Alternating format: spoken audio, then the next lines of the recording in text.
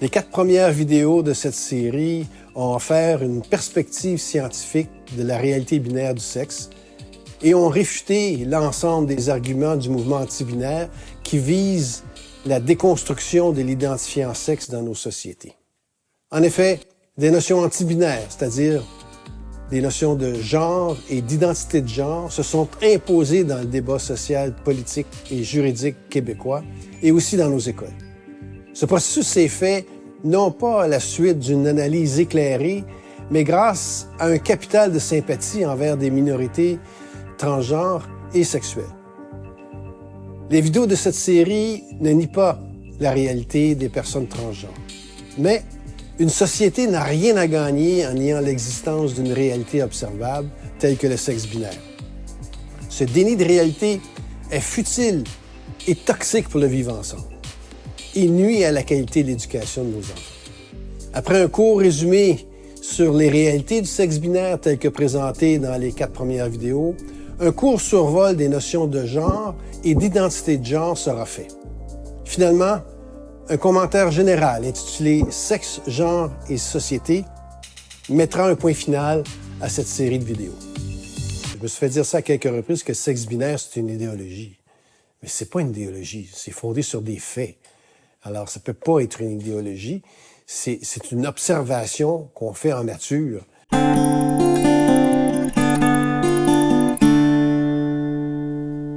Dans les vidéos, j'ai défini la réalité binaire du sexe partagée par plus d'1 million d'espèces. Cette réalité évolue depuis plus d'1 milliard d'années.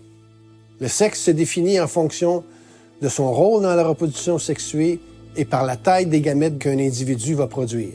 C'est-à-dire que si c'est un mâle, il va produire de petits gamètes, si c'est une femelle, ça va produire de gros gamètes. De plus, le sexe n'est pas assigné à la naissance, il est constaté et exact dans 99,98% des cas. Le sexe ne se situe pas sur un continuum et n'est pas une construction sociale. Le sexe ne peut pas être redéfini ou déconstruit en fonction d'enjeux sociologiques et politiques. L'appartenance sexuelle, maintenant. L'appartenance sexuelle est déterminée à la suite de la fécondation et elle est présente dans toutes les cellules du corps et va dicter le développement du système reproducteur et les comportements propres à chaque catégorie sexuelle, c'est-à-dire mâle, femelle. En ce sens, l'identité sexuelle d'une personne a un fondement génétique, c'est-à-dire inscrite dans ses gènes, un fondement biologique, par exemple, l'action hormonale avant et après la naissance, et une composante sociale, de par le fait que nous vivons en société. Chez l'humain, le mot « femme » identifie la femelle adulte de l'espèce, le mot « homme » est le mâle adulte de l'espèce. Aucune transition sociale, hormonale, chirurgicale ne peut modifier l'appartenance sexuelle. Elle est définitive dès la première cellule de l'embryon. Ainsi, les catégories sexuelles ne sont pas remises en question par l'existence d'individus ayant des anomalies du développement sexuel, ne sont pas remises en question par la complexité des étapes du développement sexuel et sa variabilité entre les individus, et ne sont pas des catégories arbitraires ou des constructions sociales. Les catégories sexuelles n'ont pas été créées par les classes dominantes pour opprimer les minorités sexuelles ou pour imposer l'hétéronormativité dans la société. Je ne peux pas accepter que nos écoles facilitent cet endoctrinement à une idéologie. Je veux dire, nos écoles sont maintenant laïques. Est-ce qu'on va remplacer la religion par une autre croyance?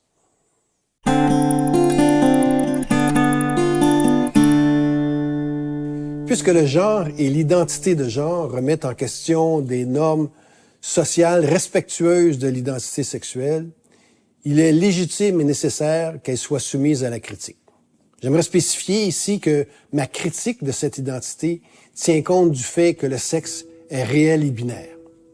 Alors, si on regarde les définitions de genre et d'identité de genre qu'on retrouve dans la littérature, ces définitions sont à l'image des notions qu'elles veulent expliquer, diverses et confuses. Il faut souvent combiner plusieurs définitions pour dégager une idée générale des notions. À titre d'exemple, Voici les définitions d'identité de genre qui proviennent des documents du ministère de l'Éducation du Québec. Les définitions de genre et d'identité de genre sont regroupées dans la même définition dans le guide à l'intention des milieux scolaires sur la diversité sexuelle et de genre. Le texte se lit comme suit. Identité de genre. Expérience personnelle, sentiment profond et intime du genre d'une personne. Le genre est un continuum largement compris comme ayant deux pôles, masculin et féminin, mais toutes les nuances entre ces deux pôles et à l'extérieur de ceux-ci sont possibles, personnelles et légitimes. L'identité de genre d'une personne peut être différente du sexe qui lui a été assigné à la naissance. Un peu plus loin dans le glossaire, on indique que cette identité de genre peut fluctuer dans le temps. Voici les définitions qui proviennent du glossaire de la composante éducation sexuelle du nouveau cours de culture et citoyenneté québécoise. Pour le genre, on dit processus social et historique de différenciation et de hiérarchisation des femmes et des hommes, ainsi que du féminin et du masculin. Le genre s'observe à travers les normes, les comportements et les significations accordées à ces catégories, qui sont les pôles d'un spectre comprenant une multitude de possibilités. L'identité de genre et de sexe sont regroupées dans la même définition. Le texte dit « conscience ou conviction d'appartenir ou non à l'une ou l'autre des catégories de sexe et de genre ». Bon, clairement, il n'est pas souhaitable que des définitions créent plus de confusion que de résolution. Malheureusement, c'est le cas de ces définitions. La première ne définit pas le genre, mais explique qu'il est un continuum. Dans la deuxième, le genre est défini comme un processus.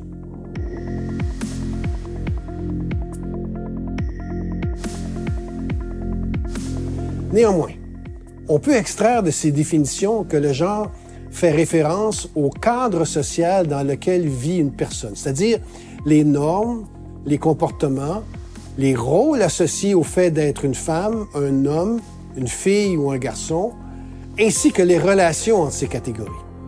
L'identité de genre serait le ressenti d'une personne par rapport à son genre. Selon la première définition, l'identité de genre ne se limiterait pas à un continuum masculin-féminin, mais s'inscrirait aussi à l'extérieur de ce continuum.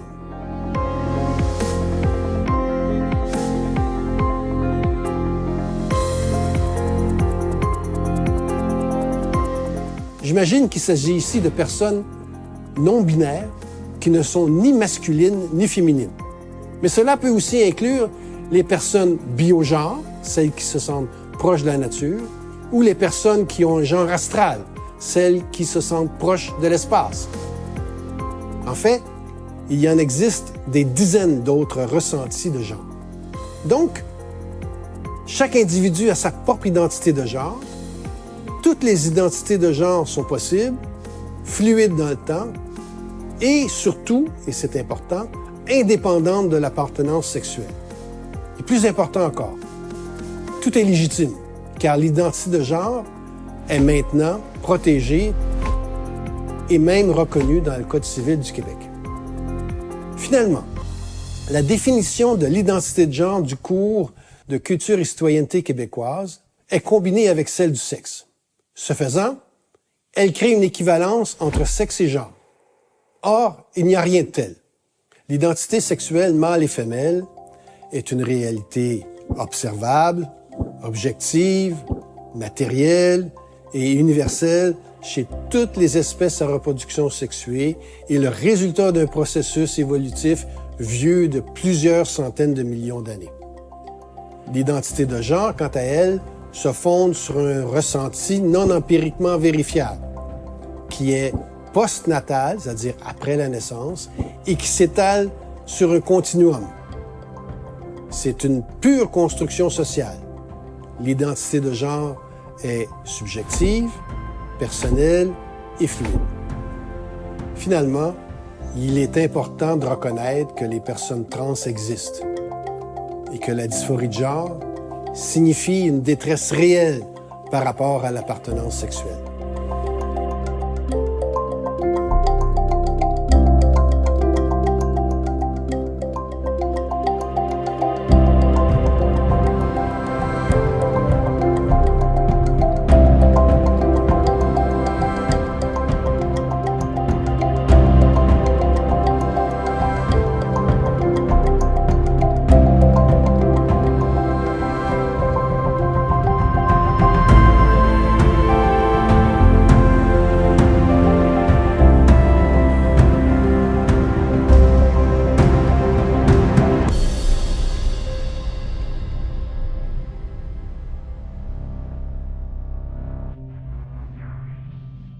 En 2021, le Québec comptait 16 225 personnes trans dans une population totale de 8 550 561 personnes. Cette minorité représentait donc 0,019 % de la population totale. Cela dit, j'appuie toute initiative rationnelle qui vise à créer une société plus juste, égalitaire et inclusive pour toutes les minorités, incluant les personnes transgenres. Cependant, ce n'est pas en essayant de déconstruire une réalité observable, c'est-à-dire le sexe binaire, et en priorisant l'identité de genre en tant qu'identifiant social, que les sociétés humaines vont améliorer le vivre ensemble et vont devenir plus égalitaires et inclusives. Il est temps de prendre un peu de recul et d'examiner ces enjeux avec un regard critique. Premièrement, il faut cesser de dénaturer la définition du sexe et sa réalité binaire parce qu'elle ne plaît pas ou qu'elle ne correspond pas à nos idées et ambitions pour créer un monde meilleur. Le sexe est le trait qui explique la plus grande portion de la variabilité dans les caractéristiques morphologiques et psychologiques des humains. Et il y a plus de 300 000 études scientifiques médicales sur les différences entre les sexes qui le démontrent. Les faits sont clairs et évidents. On peut dire que le ciel est bleu, la terre est ronde et le sexe est binaire. Deal with it. Ou comme le dirait ma mère, c'est ça qui est ça. Personne ne peut nier l'existence et la réalité difficile des personnes trans. Peu importe si le malaise de ces personnes par rapport à leur sexe est fondé sur un ressenti sincère, fluide, pathologique ou ésotérique, les personnes trans ont droit au respect. Il en va de même pour les personnes comme moi qui réclament le droit de ne pas avoir d'identité de genre ou de ne pas croire en un Dieu. Ces personnes ont aussi droit au respect. Seul un adulte peut prendre une décision personnelle éclairée concernant une transition liée à l'affirmation d'un nouveau genre. Le fait que plusieurs pays européens favorisent maintenant une approche prudente et attentive pour les mineurs souffrant de dystrophie de genre devrait servir de modèle pour le Québec. Les parents ont la responsabilité d'accompagner leurs enfants dans leur quête identitaire durant l'enfance et l'adolescence. Ce n'est ni le rôle ni l'expertise des enseignants, des groupes militants pour la diversité sexuelle, des écoles, des centres de services ou des gouvernements de se substituer aux parents dans des situations délicates de remise en question de l'identité sexuelle des enfants. Cette responsabilité, ainsi que le suivi professionnel qui l'accompagne, appartient aux parents. Pour les parents inadéquats, il revient à la direction de la protection de la jeunesse de s'occuper de ces cas. Nos gouvernements devraient mieux évaluer les impacts de leurs lois et règlements avant de les adopter. Ceux développés pour protéger la minorité trans peuvent avoir une motivation noble, mais le faire en ignorant le fait que ces minorités ne vivent pas dans un silo, mais en société, ce n'est pas de la bonne gouvernance. Respecter le ressenti des personnes par rapport à leur identité, c'est très bien. L'inscrire dans le Code civil en l'amalgamant avec l'identifiant sexe pour désigner le sexe d'une personne, c'est irresponsable pour au moins 4 raisons. C'est irresponsable d'associer le sexe, homme ou femme, à un ressenti, alors qu'il s'agit d'une réalité inaltérable. C'est irresponsable de ne pas tenir compte que des hommes mal intentionnés profiteraient de la situation pour s'identifier femmes afin d'avoir un accès aux espaces non mixtes. Je pense ici aux toilettes, aux vestiaires, aux prisons, et pourraient aussi s'inscrire dans les sports féminins. Cela crée de sérieux enjeux de sécurité et d'équité pour les filles et les femmes. C'est aussi irresponsable de la part du gouvernement d'accorder le statut légal de femme à un homme qui n'a, pour ce faire, qu'à proclamer « Je suis une femme parce que je le dis ». Les femmes ont leur propre réalité biologique et elles se sont battues durant des décennies pour obtenir des droits visant l'égalité avec les hommes, mais aussi des droits et une médecine fondée sur leur biologie. L'effacement de la réalité biologique dans la définition du mot « femme » est inacceptable, puisqu'elle complique et ralentit inutilement la lutte contre le patriarcat. Finalement, il est irresponsable de dénigrer la réalité des homosexuels qui revendiquent une orientation sexuelle non genrée.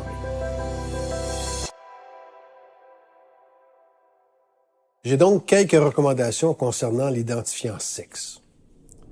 Dans les vidéos précédentes, j'ai indiqué à plusieurs reprises que le sexe est une réalité objective binaire et j'ai offert une définition qui correspond à cette réalité.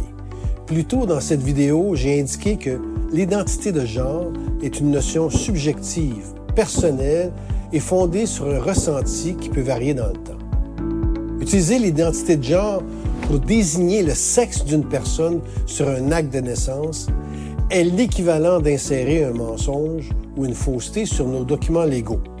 Donc, premièrement, si le gouvernement tient à identifier le genre sur les documents légaux d'une personne, il n'a qu'à ajouter une catégorie genre et ainsi permettre aux personnes qui ressentent une identité de genre de l'exprimer. Deuxièmement, il doit également apporter les correctifs dans le Code civil pour s'assurer que la définition et l'utilisation du terme « sexe » reflètent sa réalité binaire. Troisièmement, il doit également s'assurer que les définitions et les identifiants du sexe utilisés par les organismes gouvernementaux lors de développement de politique et aussi dans les programmes scolaires reflètent la réalité biologique binaire du sexe. Finalement, les écoles doivent enseigner à nos enfants le respect des minorités et de la diversité. Mais il est inconcevable d'avoir dans nos programmes scolaires du matériel pédagogique et des définitions du sexe qui n'ont aucune réalité scientifique. Il est désolant que par souci d'acceptation de la diversité, on enseigne à nos enfants que le sexe est assigné à la naissance, qu'il se situe sur un continuum ou que l'enfant peut se fier entièrement à son ressenti pour savoir s'il est une fille, un garçon ou autre, et ce, sans tenir compte de son sexe biologique. Il est inconcevable et irresponsable que l'on célèbre la diversité sexuelle en faisant abstraction de la réalité binaire du sexe et du fait indéniable que nous sommes mâles ou femelles et que cet identifiant est présent depuis que la première cellule de notre être existe et qu'il le sera pour toute notre vie. Pour la population en général, le genre est un concept sans conséquence. Alors pourquoi l'école ne se contente-t-elle pas de célébrer la réalité et l'appartenance sexuelle, de célébrer la variabilité à l'intérieur de chaque sexe, de célébrer les différences entre les sexes et surtout le libre choix de chacun de s'exprimer comme il l'entend, et ce, en tout respect. Cela m'apparaît plus productif que de propager une pseudoscience dans des esprits en développement.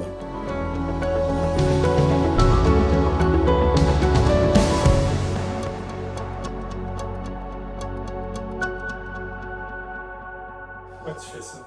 Pourquoi moi je fais ça? Je veux rectifier un mensonge. Puis en ce moment, le mouvement anti-binaire est fondé sur un mensonge.